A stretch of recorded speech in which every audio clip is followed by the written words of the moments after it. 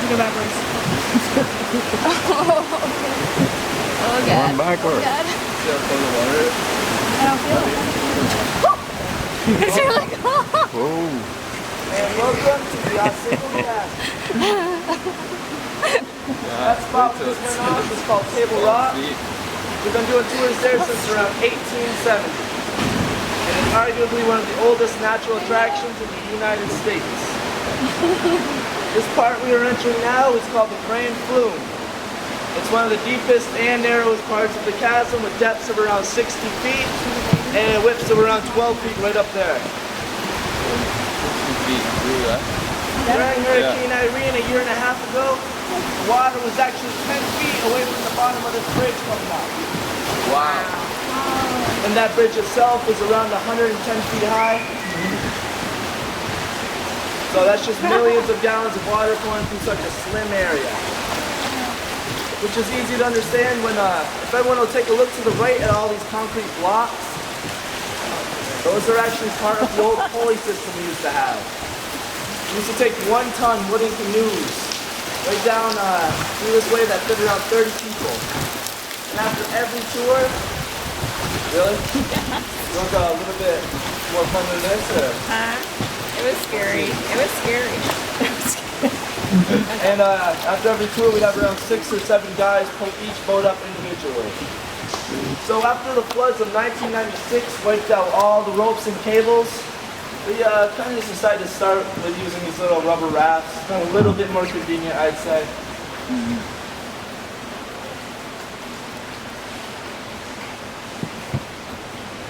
Water feels really good.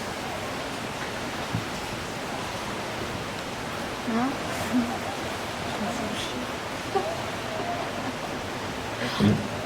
Jeez. And the chasm is sandstone, and it's one of the easiest eroded rocks on the face of the planet. The rock is 400 to 500 million years old, but it only took a small fraction of that amount of time for the chasm to actually retreat back to Rainbow Falls.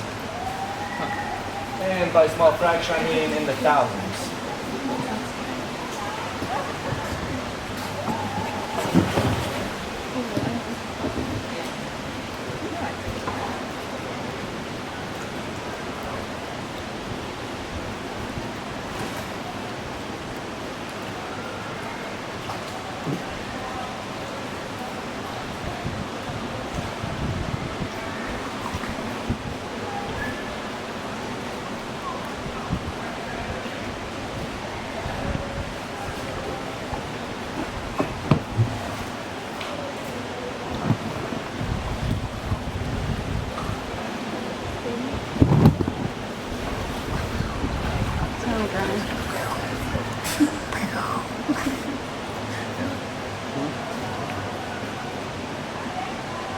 And coming up on the right, we have this dried out waterfall we like to call the Sentry Box. It's been dried up for around 100 years, and there's a few of those throughout the chasm.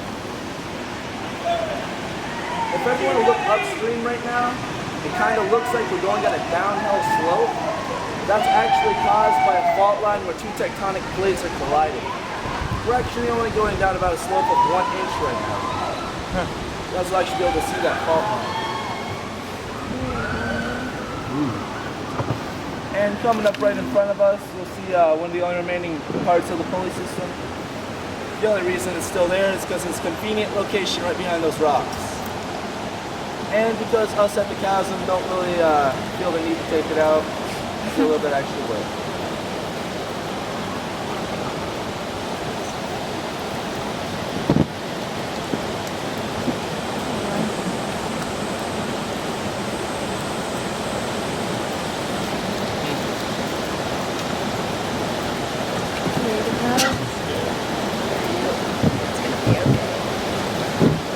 Backside here, we're about to approach the rapids.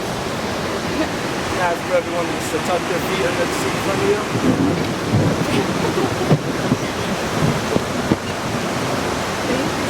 Honey's gotta get way down there. Smash my toes, huh? I don't think I'll fly out. Here we go!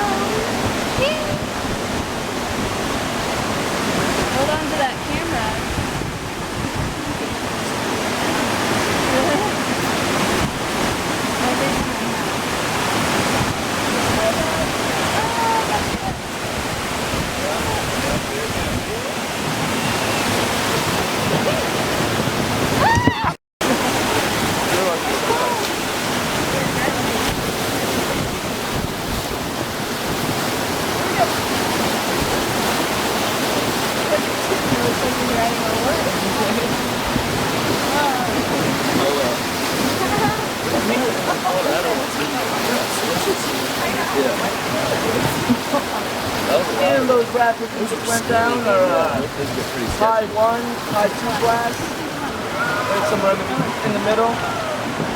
And we have just entered the Whirlpool Basin. In the middle, there's a 4-foot wide cyclone that's around 40 feet deep. And we're going to bump right to our right. I'll try to stop this a little bit. If everyone will take a look in front of us at all those downed trees, it actually wasn't uncommon to see trees uprooted and held under the water for around 10 minutes during the hurricane. Needless to say, we were not rafting on that day.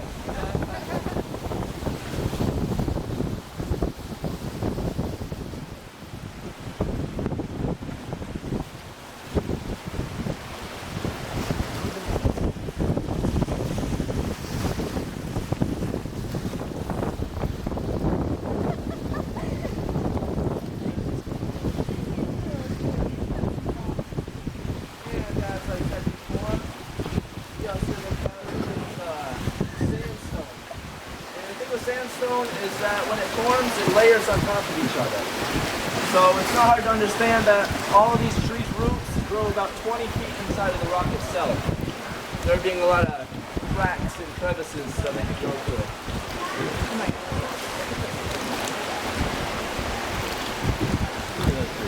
This is everything that bothers. Telling. We are about to play bumper boat. My good buddy Dana. Get your paddles ready.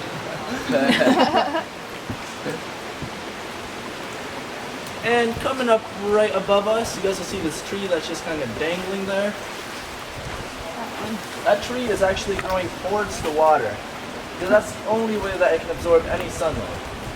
All the trees above it blocking out any sunlight that it can actually get, that's the only way it can adapt. That's a process called phototropism, and you'll notice that most of the trees in the chasm actually grow this way.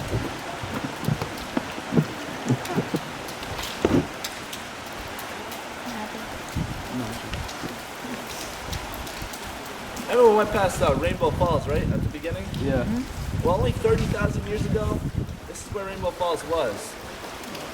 The thing with the falls is that they're a hydroelectric dam. So every time it protrudes back any further, they cement it up.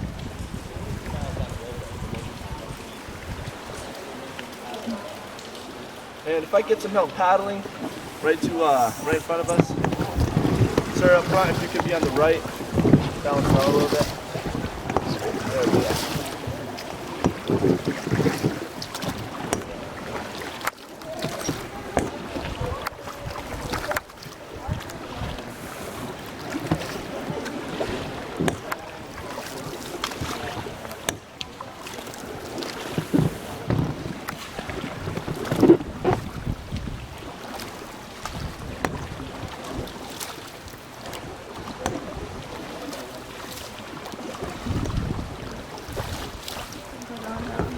And that should be about good.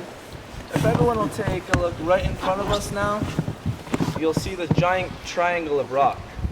That's actually where two tectonic plates are colliding right in front of us. That's creating a fault line. That's why the chasm's at a slant right now. What it did was push up all of the sandstone that was underneath the Earth's surface at kind of an angle.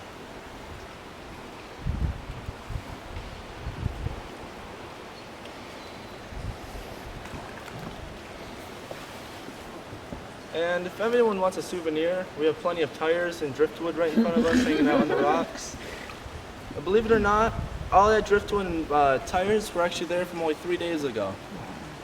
It's not uncommon for the water level to rise or fall 10 feet in a night due to a good storm or when it rains. Everyone knows where Mount Marcy is, right? You guys aren't from the area? Texas. Yes. It's actually a little bit west from here. Let's see what, yeah. And every time it rains in Lake Placid or Mount Marcy, we can expect the water level to just rise. Because our rule of thumb here is if it rains in Lake Placid, 12 hours later it's going to come through the chasm.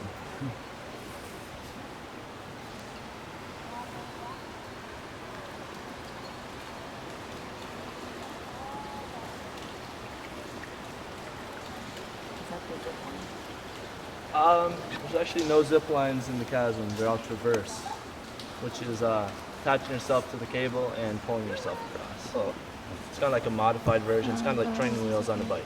Right. And does anyone know what all this white stuff is floating around? That is actually organic compounds caused by decomposing animal and plant matter. So it's kind of like the last step of the whole process. Once this white foam gets back into the soil, it restarts the process of life. So it's either dead carcasses just piling up or a little bit of foam in our water.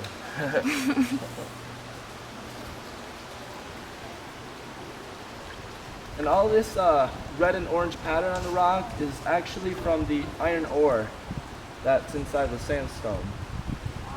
Now this is actually this was a popular area for iron ore mining back in the early 18th century and 19th century and a little bit into the 20th century. Now the reason they stopped was because they found more convenient ways of getting iron ore. Now this being a very mountainous region, they'd have to actually drill right into the mountains, and I've been into some of the mines and they're not really safe or convenient to say the least.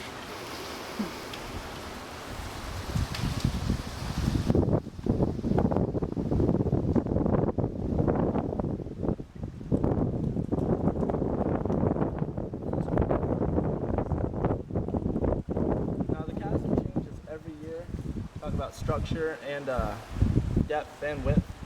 And the reason that all these rocks are kind of jagged and very blockish looking is because when water gets in between the cracks, they expand during the winter. And we have some pretty harsh winters here.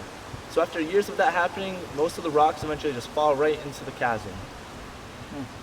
And it really changes up like the rapids and some of the slower areas. So it'll look different every year.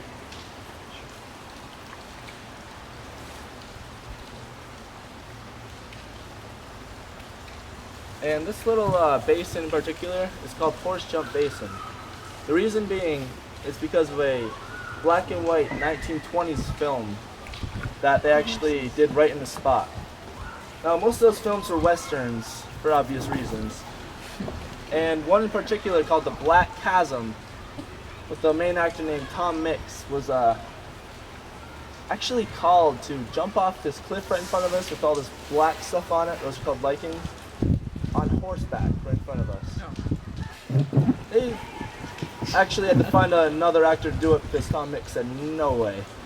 So they actually went upstream to Harold's Bar to get the town drunk of all people to do it. Now we at the Chasm like to believe that he was already pretty drunk, having a good time, and when somebody walks in and says, hey, want to jump off a cliff into some water? He's like, oh, of course I will. So they actually did the stunt, and some time when they were jumping off, I don't know exactly when, but the horse ended up on top of the man. But don't worry, the horse was fine. The man only broke his leg. And he got a bottle of Jack Daniels and a few dollars thrown his way for all his troubles. Now, we like to think that the town drunk was pretty drunk when he did it, so he didn't really feel it too much. And he probably just woke up in a hospital bed wondering what the hell happened to his son. We got lost. Hi, Ryan. That's where the horse jumped. Yeah, do you believe it? No. They gotta tell somebody a story and it's gotta be a good one. Watch the movie.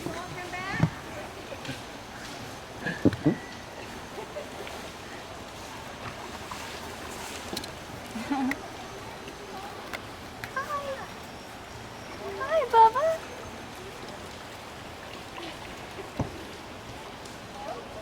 Boat. Sand boat. Boat. Now this area is around 30 to 40 feet deep, and it's actually really good fishing and would be very good swimming, but the chasm is privately owned by one family that's owned it since its beginning. So they don't allow any public use, so all the bass, trout, pike, perch, long-nosed gar, and even sturgeon all grow to their maximum length and age because they're not fished out through here. They don't fish it themselves at all? Chasm employees are allowed to, but you gotta think that's only a couple of guys that do catch and release. Yeah. It's like it's really even affecting the ecosystem.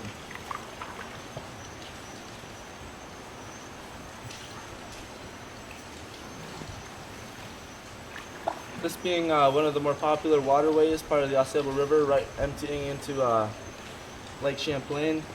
Most of the fish will actually stay right in the chasm because they aren't hunted or overfished. And could you blame them? No. Now, other than fish, we have a lot of different kinds of birds. Herons, cranes, pigeons, a lot of ducks. Actually, a lot of ducks. A lot of finches, woodpeckers, and believe it or not, there's a bald eagle that likes to come over the chasm about once a week. Now, bald eagles being very territorial, they cover a lot of land throughout the week, so we're lucky if we get to see them. Otherwise, there's a lot of turtles through here. You guys probably saw some snappers. They get pretty big. And there's a lot of giant spiders that hang on the wall. We like to try to stay away from them. Because yes, they do bite. And we are entering the Grand Basin. It's actually, believe it or not, the deepest part of the chasm. It's around 70 feet deep through here. And it's actually where most of the fish like to hang out. It's a fish neighborhood. Pretty much. And if you think this is pretty deep, imagine millions of gallons of water pouring through here during Hurricane Irene, which is right in front of us. You'll see this landslide. Actually, there was enough water to take down trees, so that should give you a good mental picture. And to the right, you guys will see this really white and tan boulder beach. All those boulders were actually taken from 4 or 5 miles upstream and planted there, mangling and debarking any of the trees in its way. And this little rock beach actually extends down on both sides. And you'll see some rapids. Those are on class 1 or 2. But this being an island right here, they meet up to make class 5 rapids, which are some of the more dangerous rapids you can go down. And my friends, we are not equipped for those rapids today, so I'm going to ask if we could paddle right where those people